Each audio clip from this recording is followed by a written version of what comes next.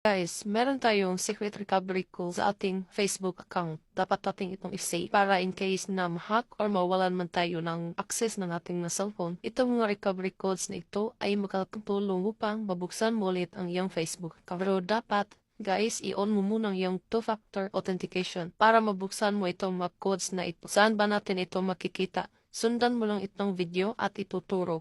Dito na tayo sa ating Facebook. I-click itong tatlong guhit sa itaas. Tapos itong settings. Pindutin itong see more and account center. Tapos password and security.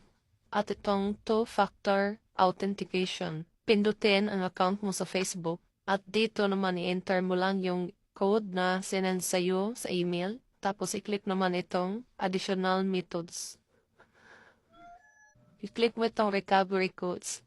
Dito natin makikita, guys, yung lahat ng mga recovery code ng ating mga Facebook. I-save mo ito lahat para in case na maha ang iyong account ay ito ang makakatulong sa iyo para mabuksan mo ulit ang iyong Facebook account.